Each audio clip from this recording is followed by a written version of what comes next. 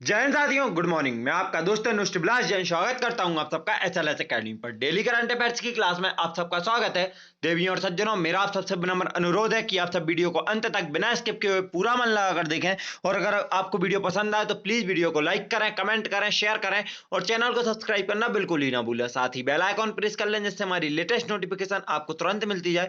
और दोस्तों याद रखें, आप अपना फीडबैक कमेंट बॉक्स में जरूर दें जिससे हमें पता लग सके कि हमें कहाँ इंप्रूवमेंट करना है और आपके कमेंट से ही हमें अप्रिशिएशन मिलता है। तो प्लीज आप अपने कमेंट्स तो हमें देते ही जाएं। अब आपका ज्यादा समय ना लेते हुए देखते हैं आज का पहला प्रश्न। आज का पहला प्रश्न है, महाराष्ट्र भूषण पुरस्कार 2021 किसने जीता है? आपके ऑप्शन है ए सुनिधि चौहान, बी सलमान खान, सी आशा भोसले और डी अमिताभ बच्चन। तो दोस्तों याद रखें, महाराष्ट्र भूषण पुरस्कार 2021 से आशा भोसले को सम्मानित किया गया है। इसकी घोषणा महाराष्ट्र के सांस्कृतिक मामले के मंत्री अमित देशमुख ने की। तो याद रखें दोस्तों, महाराष्ट्र में सांस्कृतिक मामलों के मंत्री कौन है वर्तमान में? अमित देशमुख। महाराष्ट्र भूषण महाराष्ट्र का सर्वोच्च पुरस्कार है। यह साहित्य, कला, खेल, विज्ञान, सामाजिक कार्य, पत्रकारिता और लोक प्रशासन के क्षेत्र में उत्कृष्ट उपलब्धि के लिए दिया जाता है।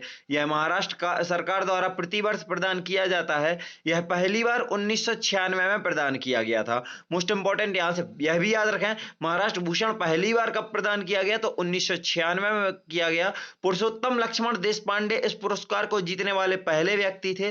तो दोस्तों महाराष्ट्र भूषण से पुरस्कृत या सम्मानित प्रथम व्यक्ति कौन थे? तो पुरुषोत्तम लक्ष्मण देशपांडे, याद रखना है। और इस पुरस्कार में 10 लाख रुपए, एक स्मृति चिन्ह और एक प्रशस्ति पत्र दिया जाता है। तो दोस्तों राशि याद रखें कि महाराष्ट्र भूषण पुरस्कार में राशि कितनी दी जाती है? तो 10 लाख रुपए। देखते हैं आज का अगला प्रश्न। आज का अगला प्रश्न है, AI फॉर ऑल पहल को के लिए किस कंपनी ने CBSE और शिक्षा मंत्रालय के साथ सहयोग किया है? आपके ऑप्शन है ए माइक्रोसॉफ्ट, बी विप्रो, सी रिलायंस और डी इंटेल। तो दोस्तों याद रखें, AI फॉर ऑल पहल के लिए इंटेल ने CBSE बोर्ड और शिक्षा मंत्रालय के साथ सहयोग किया है। इस पहल का मुख्य उद्देश्य भारत में सभी के लिए आर्टिफिशियल इंटेलिजेंस मतलब AI की बुनियाद समझ बनाना है। AI फॉर ऑल 4 घंटे का सीखने का कार्यक्रम है। यह छात्रों, घर में रहने वाले माता पिता या पेशेवरों और कामकाजी माता पिता, वरिष्ठ नागरिकों पर लागू होता है। इंटेल के इस कार्यक्रम का उद्देश्य कार्यक्रम के पहले वर्ष में 1 मिलियन नागरिकों को आर्टिफिशियल इंटेलिजेंस, इसके उपयोग और कार्य से परिचित कराना है। दोस्तों इंटेल की तरफ नजर डालेंगे तो इंटेल की स्थापना 18 जुलाई 1968 को हुई थी। इंटेल के मुख्यालय कैलिफोर्निया, संयुक्त राज्य अमेरिका में स्थित है। दोस्तों इंटेल के संस्थापक गार्डन मूर तथा रॉबर्ट नायस थे तथा इसके वर्तमान में CEO पैट्रिक पी गैल्सिंगर हैं। दोस्तों याद रखें, इंटेल की स्थापना अच्छे से 18 जुलाई 1968 के मुख्यालय कैलिफोर्निया, संस्थापक गार्डन मूर, नॉबर्ट नोयस और CEO पैट्रिक पी गैल्सिंगर। और इसने क्या तो AI फॉर ऑल पहल के लिए CBSE और शिक्षा मंत्रालय के साथ सहयोग किया है इंटेल ने, याद रखना है। देखते हैं आज का अगला प्रश्न। आज का अगला प्रश्न है, विश्व रेंजर दिवस हर साल किस तिथि को मनाया जाता है? आपके ऑप्शन है ए 29 जुलाई, बी 28 जुलाई, सी 30 जुलाई और डी 31 जुलाई। तो दोस्तों याद रखें, विश्व रेंजर दिवस हर साल 31 जुलाई को मनाया जाता है।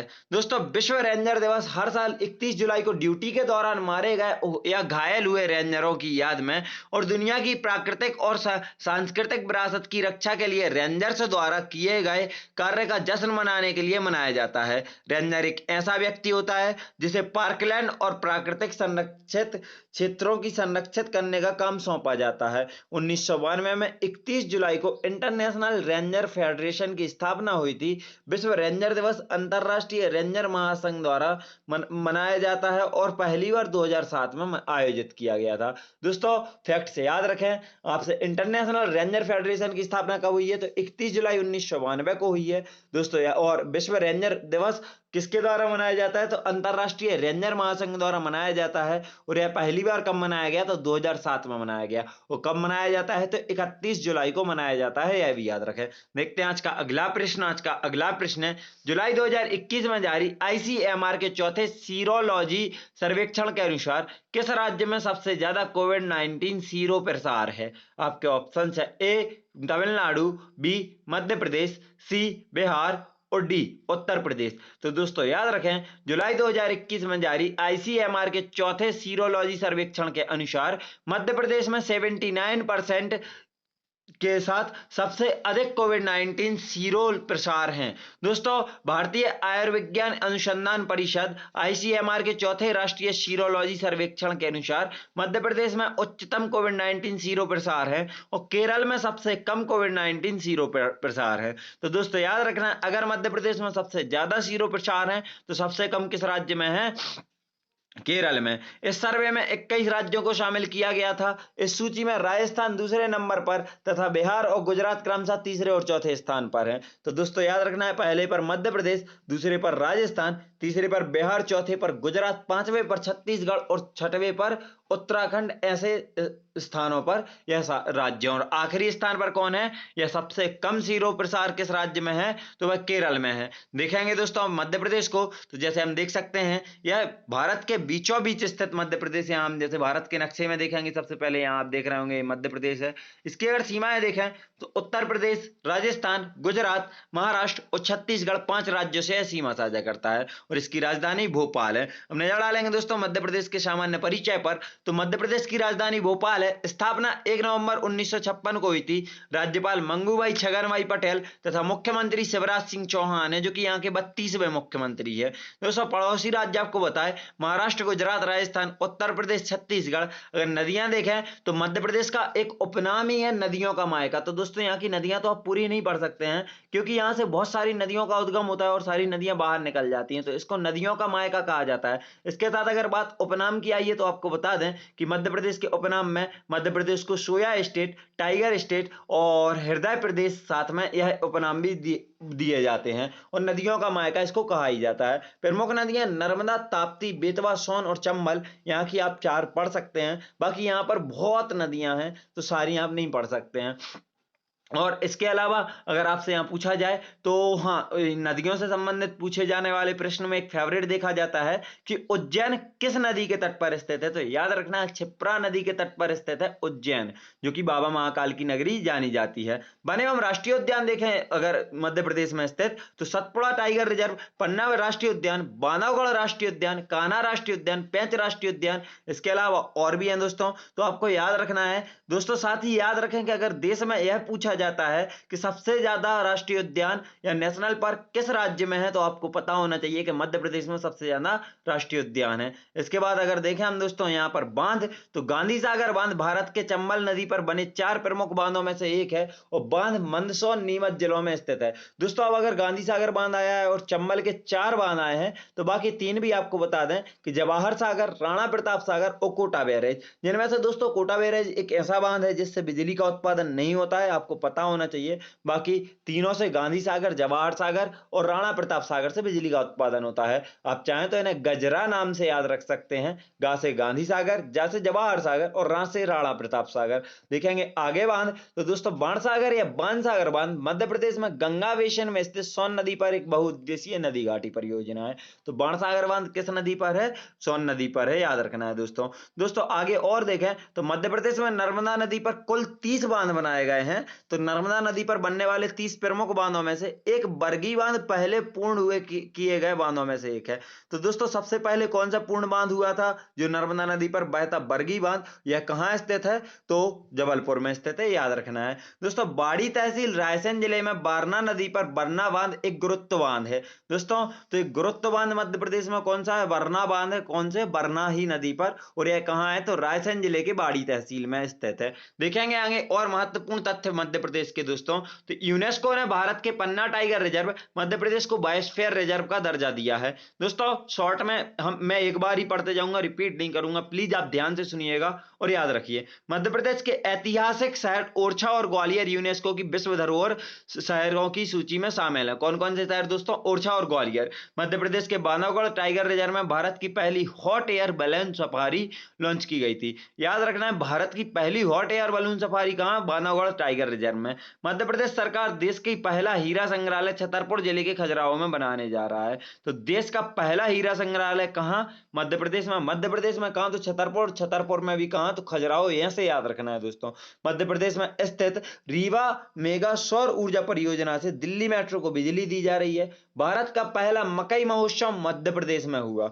जो भारत का पहला है उसे तो आप बहुत इंपॉर्टेंट तरीके से याद रखें कि भारत का पहला मकई महोत्सव कहाँ? मध्य प्रदेश में हुआ। मध्य प्रदेश सरकार द्वारा स्थापित भारत के पहले गौ अभ्यारण्य का निजीकरण किया जाएगा। आगर मालवा जिले में स्थित इस कामधेनु गौ अभ्यारण्य की स्थापना वर्ष 2017 में 32 करोड़ रुपए की लागत से की गई थी।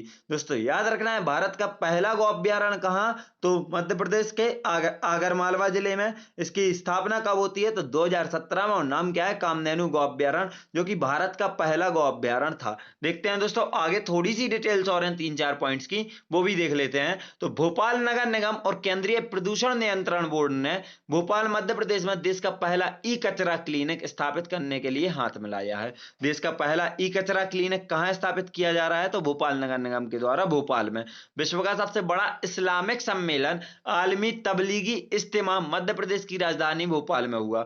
दोस्तों विश्व का सबसे बड़ा इस्लामिक सम्मेलन, आप समझ सकते हैं ना मक्का में हुआ, ना मदीना में, ना इंडोनेशिया में, ना जकार्ता में। कहां हुआ? मध्य प्रदेश के भोपाल शहर में। आलमी तबलीगी इज्तिमा नाम से मध्य प्रदेश की राजधानी भोपाल में विश्व का सबसे बड़ा इस्लामिक सम्मेलन हुआ था। दोस्तों सर्वाधिक बाघों वाले राज्य का गौरव प्राप्त होने के बाद अब मध्य प्रदेश सर्वाधिक घड़ियालों वाला राज्य भी बन गया है। दोस्तों आपको बताया था कि मध्य प्रदेश को टाइगर स्टेट बोला जाता है। क्यों? क्योंकि यहाँ पर सर्वाधिक बाघों की संख्या देश में सबसे ज्यादा है। अब यहाँ पर सबसे ज्यादा घड़ियालों की भी संख्या है, क्योंकि चंबल नदी पर घड़ियाल अभ्यारण्य बनाया गया है। भारत के सबसे स्वच्छ शहर होने का दर्जा प्राप्त कर चुके इंदौर ने कोरोना वायरस से निपटने के लिए शहर को सैनिटाइज करने के लिए ड्रोन का इस्तेमाल शुरू किया है, जिसके बाद इंदौर शहर का सैनिटाइजर करने के लिए ड्रोन का इस्तेमाल करने वाला देश का पहला शहर बन गया है। तो दोस्तों ड्रोन द्वारा सैनिटाइज करने वाला देश को शहर को पहला शहर कौन सा है? देश का इंदौर है। और देश का सबसे स्वच्छ शहर भी चुना गया 2021 में, तो वह इंदौर है। लगातार चौथी बार इंदौर को सबसे स्वच्छ शहर चुना गया है। देखते हैं आज का अगला प्रश्न। आज का अगला प्रश्न है, भारत सरकार ने उड़ान योजना के तहत कितने नई हवाई यातायात मार्गों को मंजूरी दे दी है? आपके ऑप्शन है ए 380, बी 580, सी 780 और डी 980। तो दोस्तों याद रखें, भारत सरकार ने उड़ान योजना के तहत 780 नए हवाई यातायात मार्गों को मंजूरी दे दी है। दोस्तों इस योजना के शुरू होने के बाद देश में 359 रूट खोले गए हैं। इस योजना के तहत 59 नए हवाई अड्डे स्थापित किए गए हैं। इस योजना को 2017 में लॉन्च किया गया था। उड़ान योजना को कब लॉन्च किया गया था दोस्तों? 2017 में। उड़ान एक क्षेत्रीय कनेक्टिविटी और क्षेत्रीय हवाई अड्डा विकास योजना है। वर्तमान में ज्योतिरादित्य सिंधिया भारत के केंद्रीय नागरिक उड्डयन मंत्री हैं। तो दोस्तों यह पूरा डिपार्टमेंट किसके अंडर में आता है? नागरिक उड्डयन मंत्री के में। और कौन है यह वर्तमान में? तो ज्योतिरादित्य सिंधिया इसके प्रभार में है। देखते हैं आज का अगला प्रश्न। आज का अगला प्रश्न है, इसरो नासा का संयुक्त मिशन निशार उपग्रह किस वर्ष लॉन्च किया जाएगा? आपके ऑप्शन है ए 2022, बी 2023, सी 2024 और डी 2025। तो दोस्तों याद रखें, इसरो और नासा का संयुक्त मिशन निशार, सबसे पहले तो याद रखना है दोस्तों, इसरो अगर किसके साथ मतलब अपना संयुक्त मिशन निशार उपग्रह लॉन्च करने जा रहा है तो आपको वहां पता होना चाहिए कि यह इसरो और नासा आपस में संयुक्त रूप से निशार उपग्रह लॉन्च करने जा रहे हैं। और आपको बता दें कि यह उपग्रह वर्ष 2023 तक लॉन्च किया जाएगा। दोस्तों इस मिशन का उद्देश्य उन्नत रडार छवियों का उपयोग करके विश्व स्तर पर पृथ्वी की सतह में परिवर्तन को मापना है। इस मिशन निशार उपग्रह को उपयोग ध्रुवीय क्रायोस्फीयर और हिंद महासागर क्षेत्र सहित पूरी पृथ्वी के वैश्विक अवलोकन के लिए किया जाएगा। यह एक डुअल बैंड, एल बैंड और S band radar imaging mission है, जिसमें भूमि, वनस्पति और क्रायोस्फीयर में छोटे बदलावों को देखने के लिए पोलरीमेट्रिक और इंटरफेरोमेट्रिक मोड है। वर्ष 2015 में तत्कालीन अमेरिकी राष्ट्रपति बराक ओबामा की भारत यात्रा के दौरान भारत और अमेरिका इस मिशन के लिए सहमत हुए थे। तो दोस्तों भारत और अमेरिका निशार मिशन के लिए कब सहमत हुए? 2015 में। इसकी लॉन्चिंग कब होगी? 2023 में। याद रखना कौन कौन करेंगे? इसरो और नासा मिलके। तो अब नजर डालेंगे दोस्तों इसरो और नासा की तरफ। जैसे हम देख सकते हैं दोनों के साइंस को। सबसे पहले हम देखेंगे डिटेल्स में इसरो को। तो इसरो की मुख्यालय इसरो का बेंगलुरु में स्थित है। इसरो की स्थापना 15 अगस्त 1969 को हुई थी। इसरो के वर्तमान में निदेशक डॉक्टर के शिवान तथा प्राथमिक अंतरिक्ष बंदरगाह सतीश धवन अंतरिक्ष केंद्र श्री हरिकोटा आंध्र प्रदेश है। दोस्तों नजर डालेंगे नासा की तरफ, तो नासा के प्रशासक बिल नेल्सन है, जो कि यहाँ के 14वें प्रशासक हैं, मतलब अध्यक्ष हैं, प्रमुख हैं। इसका मुख्यालय नासा का वॉशिंगटन डीसी में है और नासा की स्थापना 1 अक्टूबर 1958 को हुई थी। देखते हैं आज का अगला प्रश्न। आज का अगला प्रश्न है, CSR फंड का उपयोग करके निजी अस्पतालों के माध्यम से मुफ्त कोविड-19 टीकाकरण शुरू करने वाला पहला राज्य कौन है? आपका ऑप्शन है ए तमिलनाडु, बी गुजरात, सी दिल्ली और डी पंजाब। तो दोस्तों याद रखें, CSR फंड का उपयोग करके निजी अस्पतालों के माध्यम से मुफ्त कोविड-19 टीकाकरण शुरू करने वाला पहला राज्य तमिलनाडु है। दोस्तों इस योजना को विभिन्न कंपनियों के कॉर्पोरेट सोशल रिस्पॉन्सिबिलिटी फंड द्वारा वित्त पोषित किया जा रहा है। इस योजना के तहत 130 निजी अस्पतालों को लोगों को मुफ्त में कोविड के टीके उपलब्ध कराने के लिए चिन्हित किया गया है। केंद्र सरकार उत्पादित टीकों का 75% खरीदती है और शेष 25% निजी अस्पतालों के लिए उपलब्ध है, जिसका बड़े पैमाने पर उपयोग नहीं किया जाता है। तो दोस्तों याद रखें कि जो यह निजी अस्पतालों के लिए अगर 25% जो मतलब उत्पादित टीके दिए जाते हैं, या इसमें से जो 130 निजी अस्पताल हैं, वहां पर भी लोगों को मुफ्त कोविड के टीके उपलब्ध कराने के लिए सबसे पहले किस राज्य ने पहल शुरू की है? तो वह तमिलनाडु ने, और इसने CSR फंड का उपयोग किया है। नजर डालेंगे दोस्तों तमिलनाडु की तरफ, तो जैसे हम सबसे पहले भारत के नक्शे में देखेंगे तमिलनाडु को, तो यहाँ पर देखिए आप नीचे है तमिलनाडु, जिसकी सीमाएं देखें तो केरल, आंध्र प्रदेश और कर्नाटक से इसकी सीमा है। साथ में पुदुचेरी जो कि एक केंद्र शासित प्रदेश है, इससे इसकी सीमा लगती है। दोस्तों अब नजर डालेंगे अगर जूम इन मैप पर, तो इसमें हम देख सकते हैं कैसे यहाँ पर केरल से इसकी सीमा ये लग रही है, केरल से इसकी सीमा यहाँ देखेंगे, ये कर्नाटक से सीमा, आंध्र प्रदेश से, और यहाँ यह पुदुचेरी स्थित है। दोस्तों साथ में यह आप देखेंगे तो यह बंगाल की खाड़ी और अरब सागर से साथ में यह सीमा साझा करता है, मतलब थोड़ा बहुत हिंद महासागर से भी देखेंगे। अब इसकी तमिलनाडु का सामान्य परिचय, तो तमिलनाडु की राजधानी चेन्नई है। इसकी स्थापना 26 जनवरी 1950 को हुई थी। तमिलनाडु के राज्यपाल बनवारी लाल पुरोहित तथा मुख्यमंत्री MK स्टालिन हैं। दोस्तों पड़ोसी राज्य केरल, कर्नाटक, आंध्र प्रदेश, पुदुचेरी है। नदियां अगर तमिलनाडु की प्रमुख देखें तो कावेरी, बेल्लार, अमरावती, बैगई, पलार, चिथार यहाँ की प्रमुख नदियां हैं। राष्ट्रीय उद्यान देखें तो मधुमलाई राष्ट्रीय उद्यान, गिंडी राष्ट्रीय उद्यान, मन्नार की खाड़ी समुद्री राष्ट्रीय उद्यान, इंदिरा गांधी या अन्नामलाई नेशनल पार्क और मुकुर्थी राष्ट्रीय उद्यान यहाँ के प्रमुख राष्ट्रीय उद्यान हैं। याद रखना है दोस्तों, जिसमें से मधुमलाई और अन्नामलाई मतलब इंदिरा गांधी अन्नामलाई नेशनल पार्क, मधुमलाई और राष्ट्रीय उद्यान और मन्नार की खाड़ी समुद्रीय राष्ट्रीय उद्यान, यह तीन तो बहुत अच्छे से याद रखें। बांध देखें अगर हम तो बैगई बांध बैगई नदी पर है, मुकम्बू या अपर अनाईकट बांध कावेरी नदी पर है, और करप्प नदी बांध करप्प नदी पर है, और 16 यार बांध एक और बांध है जो यहाँ पर 16 यार बांध है। तो दोस्तों याद रखना है, बैगई बांध आपको याद रहेगा कि बैगई नदी पर है, करप्प नदी आपको याद रहेगा करप्प नदी पर है। आपको याद रखना है तो मुकम्बू अपर अनाईकट बांध जो कि कावेरी नदी पर है। यह राज्य अब तमिलनाडु उत्पादन के क्षेत्र में देखें तो यह राज्य केला, हल्दी, साबूदाना का सबसे बड़ा उत्पादक करता है। तो दोस्तों याद रखना है किस किस का, केला, हल्दी और साबूदाना का सबसे ज्यादा उत्पादन कहाँ होता है? तो तमिलनाडु में। आम, नारियल और मूंगफली का दूसरा सबसे बड़ा उत्पादक है। तो याद रखना है आम का पहला उत्पादक महाराष्ट्र, नारियल का पहला उत्पादक केरल और मूंगफली का पहला उत्पादक गुजरात है। और इन तीनों का आम, नारियल और मूंगफली का दूसरा उत्पादक कौन है? तो यह तमिलनाडु है। Tamil Nadu artificial intelligence, AI, blockchain और साइबर स्पेस पॉलिसी पर नीतियों वाला पहला भारतीय राज्य बना है। दोस्तों थोड़े से और जनरल इंट्रोडक्शन में ही देखेंगे तमिलनाडु के, तो विश्व का प्रथम ग्रेनाइट मंदिर, पहला विश्व का ग्रेनाइट मंदिर तमिलनाडु के तंजौर में बृहदेश्वर मंदिर है। तो याद रखना बृहदेश्वर मंदिर किस धातु से बना है, किससे बना है? तो यह ग्रेनाइट से बना है, जो सिर्फ एक 80 टन के ग्रेनाइट के टुकड़े से बनाया गया था। यह मंदिर राजराजा चोल के शासनकाल के दौरान सिर्फ 5 सालों में बनाया गया था। तो दोस्तों याद रखें यह सिर्फ एक ही टुकड़े पर पूरा बृहदेश्वर मंदिर बना हुआ है और ग्रेनाइट से। तमिल शास्त्रीय भाषा का दर्जा पाने वाली पहली भारतीय भाषा है। तो दोस्तों शास्त्रीय भाषा का दर्जा पाने वाली पहली भारतीय भाषा कौन है? वह तमिल है। मरीना बीच, मोस्ट इंपॉर्टेंट फैक्ट है दोस्तों, याद रखें। मरीना बीच जो कि तमिलनाडु में है, ब्राजील के रियो डी जेनेरियो के कोपाकवाना बीच के बाद दुनिया में दूसरा सबसे लंबा समुद्री तट है। तो दोस्तों कोपाकवाना बीच दुनिया में है जो, ये दुनिया का सबसे लंबा समुद्री तट है। या अगर आपसे पूछा जाए कि दुनिया का सबसे लंबा समुद्री तट कौन सा है, तो कोपाकवाना बीच कहाँ है, तो रियो डी जेनेरियो में, और यह कहाँ है, तो ब्राजील में। और दुनिया का दूसरा तो मरीना बीच चेन्नई में स्थित, सॉरी तमिलनाडु में स्थित है जो, यह दुनिया का दूसरा सबसे बड़ा सबसे लंबा समुद्री तट है। तमिलनाडु में स्थित कावेरी नदी द्रोणी को दक्षिण भारत का चावल का कटोरा कहा जाता है। दक्षिण भारत का चावल का कटोरा किसे?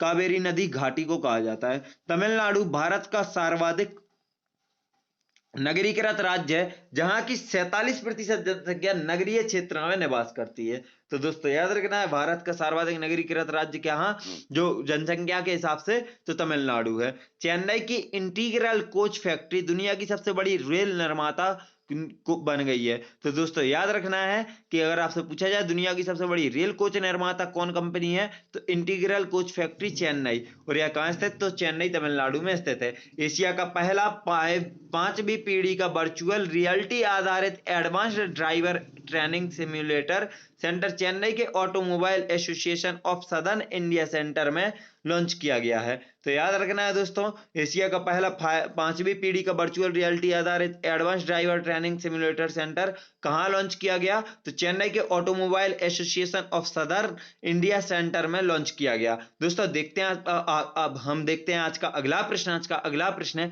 हाल ही में किस लेफ्टिनेंट जनरल ने आर्टिलरी के महानिदेशक का पदभार ग्रहण किया है? आपके ऑप्शन है, ए संजय कुमार मेहता, बी तरुण कुमार चावला, सी सुमित कुमार मेहता, और डी संजीत कुमार शर्मा। तो दोस्तों याद रखें, हाल ही में तरुण कुमार चावला ने, जो कि एक लेफ्टिनेंट जनरल हैं, इन्होंने आर्टिलरी के महानिदेशक का पदभार ग्रहण किया है। दोस्तों उन्हें जून 1984 में आर्टिलरी फील्ड रेजिमेंट में कमीशन प्रदान किया गया था। उन्होंने लेफ्टिनेंट जनरल के रवि प्रसाद PBSM BSM से यह कार्य संभाला है, जो 29 वर्ष पूरे करने के बाद सेवानिवृत्त हो गए हैं। Lieutenant General Tarun Kumar Chawla Saint Thomas High School Dehradun और राष्ट्रीय रक्षा अकादमी खड़गवासला के पूर्व छात्र हैं। दोस्तों याद रखना है, इन्होंने यह किससे लिया है, तो के रवि प्रसाद, जो कि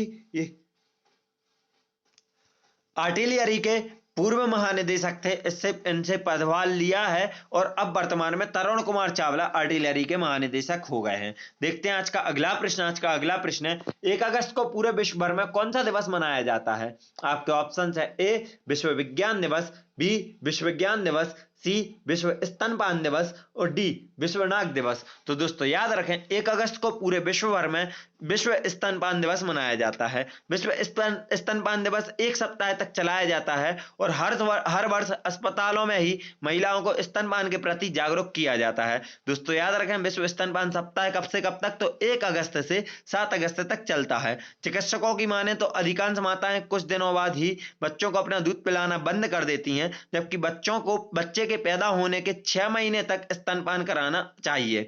साल 1991 में WABA, WHO और यूनिसेफ द्वारा वार्षिक सप्ताह रूप से इसका आयोजन किया जाता है। तो दोस्तों याद रखना है कि विश्व स्तनपान सप्ताह की शुरुआत कब से हुई है? 1991 से हुई है।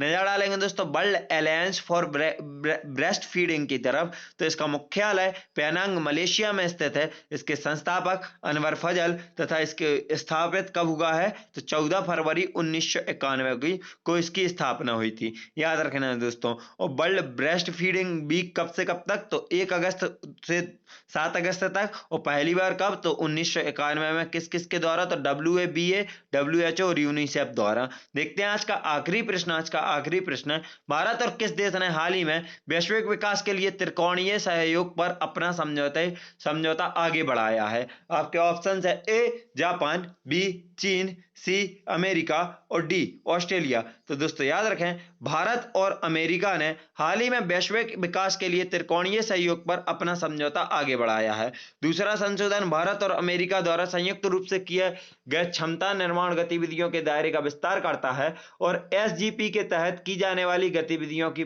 वर्ष में 2 बार निगरानी और समीक्षा के लिए परामर्श तंत्र भी प्रदान करता है, जिसकी अवधि वर्ष 2026 तक बढ़ाने के लिए SGP समझौते के लिए इस दूसरे संशोधन पर हस्ताक्षर किए गए थे। इस समझौते पर इससे पहले नवंबर 2014 में हस्ताक्षर किए गए थे। तो दोस्तों याद रखना है, यह त्रिकोणीय सहयोग वाला समझौता भारत और अमेरिका के बीच नवंबर 2014 में पहली बार हुआ था। इसके 2021 तक का किया गया था, लेकिन अब यह आगे बढ़ा के 2026 तक के लिए इसको आगे बढ़ा दिया गया। नजर डालेंगे अमेरिका की तरफ, तो अमेरिका की राजधानी वॉशिंगटन डीसी तथा मुद्रा अमेरिकी डॉलर है। राष्ट्रपति जो बिडेन तथा उपराष्ट्रपति कमला हैरिस हैं। तथा दोस्तों इन दोनों को, जो बिडेन तथा कमला हैरिस को 2020 में time person of the year चुना गया था। अमेरिका से जुड़े हुए ज्यादा विस्तृत में जानकारी आपको अभी कुछ दिनों पहले बताई गई थी, तो आप पुरानी वीडियोस में देख सकते हैं। और दोस्तों हमारी वीडियो यहीं समाप्त होती है। वीडियो को अंत तक देखने के लिए आप सभी का धन्यवाद। अगर आप सबको वीडियो पसंद आई हो तो प्लीज वीडियो को लाइक करें, कमेंट करें, शेयर करें और चैनल को सब्सक्राइब करना बिल्कुल भी ना भूलें। साथ ही बेल आइकॉन प्रेस कर लें, जिससे हमारी लेटेस्ट नोटिफिकेशन आपको तुरंत मिलती जाए। दोस्तों याद रखें, आप लोग अपना फीडबैक कमेंट बॉक्स में जरूर दें। अगर आप हम सबसे social media like Facebook, Instagram, Telegram पर जुड़ना चाहते हैं तो आप हमारे डिस्क्रिप्शन बॉक्स से लिंक द्वारा आप हमें फॉलो कर सकते हैं। अगर आपको इस क्लास की पीडीएफ चाहिए तो आप हमारे टेलीग्राम चैनल SLH अकेडमी को ज्वाइन कर सकते हैं। वीडियो को अंत तक देखने के लिए एक बार फिर से धन्यवाद। जय हिंद, जय भारत, आपका दिन मंगलमय हो।